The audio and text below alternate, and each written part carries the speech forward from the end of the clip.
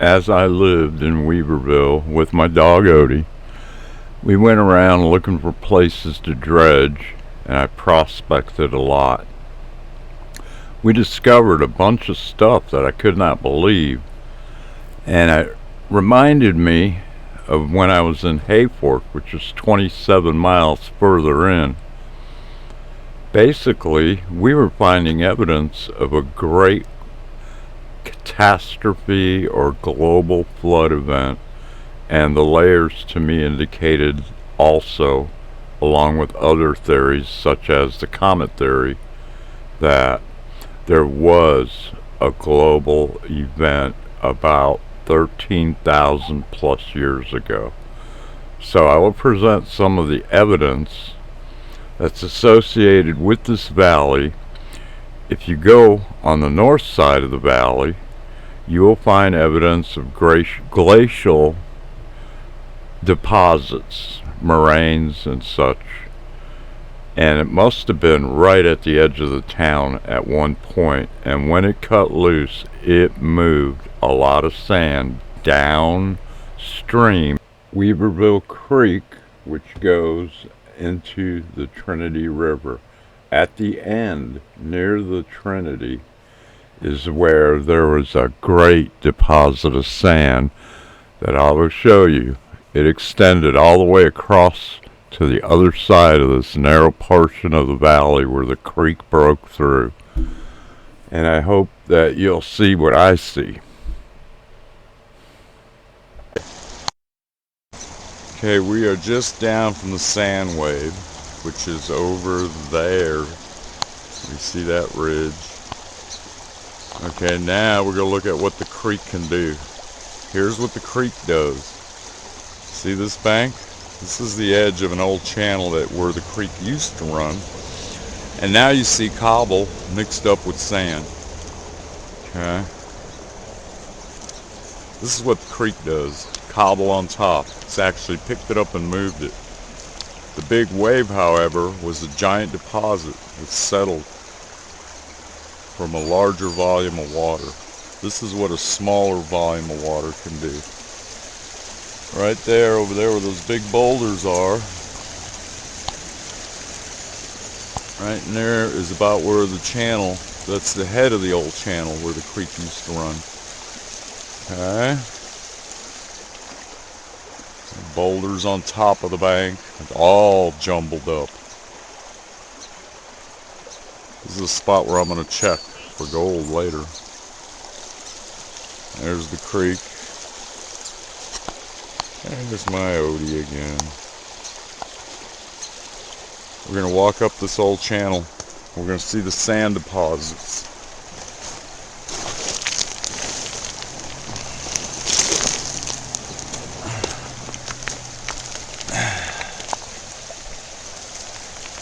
This is a spot where it probably ran over before and went and joined that part of the creek. When I come back, it's all mixture. We gotta go through this path over here. We're near a highway, so you'll hear trucks and stuff going by.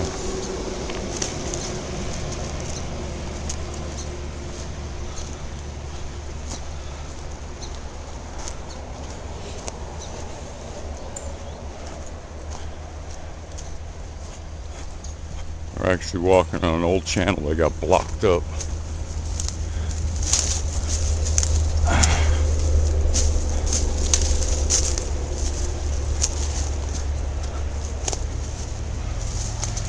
Here's some sand down here on the path. This is what the creek moves after it breaks it down. It's capable of moving large volumes of sand. But as you will see, because it has moved it already, no rolling in the dirt. It's pretty loose stuff. Real loose. Separated it from the clays. Here you have an idea. It's a lot of sand that it moved. This will take 10,000 years if it stayed here to harden up to semi-hard. Here's the old channel bed over there.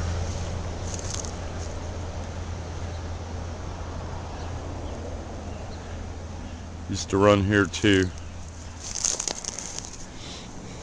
Nowhere near the thickness of what you see over there.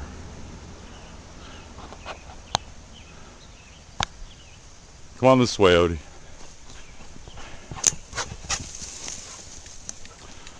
And a lot of gold under this old channel. This is another part of the old channel. Switched several times. Major switch occurred when they brought the big dredge in here. I found one of their steel cables. Here you can see where the creek took out and left the cobble.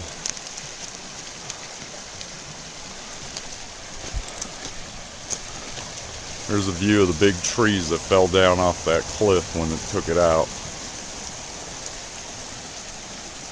They won't let you use this wood. That wood was good. They should have pulled it out. Let somebody use it. I don't know, their laws are weird. All it's doing now is blocking up the creek. Same thing here. You can see where the water actually cut through the channel. This is probably this year here. So close to the creek again. It's a mixture. Maybe 6 inches of sand on the very top.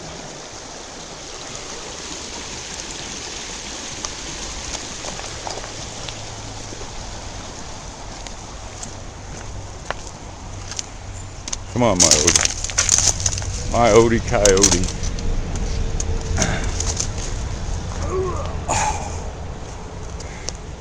Here's another shot. The creek apparently took out all the top layers over there. It's like an old channel over here. Older, further you get from the creek, the older the channels are. Looks like it came through here at one time.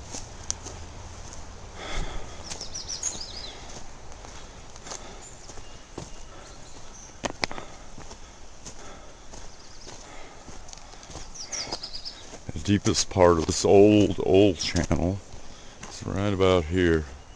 There's probably some excellent gold in here.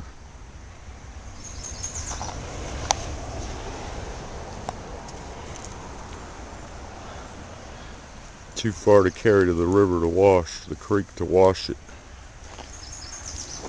Give a person a heart attack. And this is the back side of what I filmed earlier. There's the road. Here it is again. Giant wave of sand. It's definitely put here after the glaciers. And there you can see where the currents lap into a wave.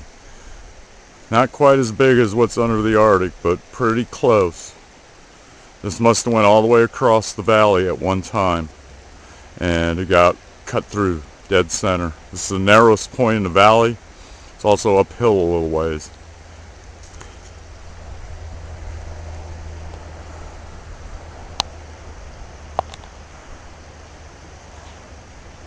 And back this way. Pretty tall. And then it comes back down. This whole thing is a wave. Nothing but sand. Sand is the last thing to settle when there's stuff and material stirred up. The glacial impact is on the bottom. And if you look in these two holes, it starts about there and goes down. Wherever the bottom is.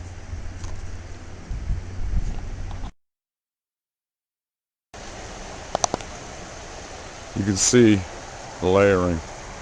It's all light material. I'd say 60% sand, some clay, and then the layering of different size rock. But it's the last, I don't know, 10, 15 feet right above that layer. Seems to be mostly sand and clay.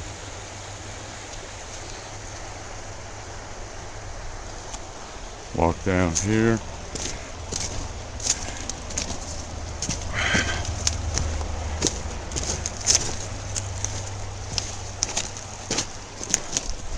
Since there's gold in these layers, okay, Means this creek or something moved it in here. Glacial creek, river.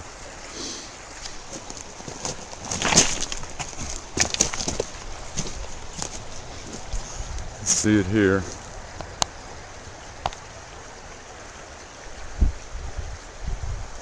This is the edge of the sand wave.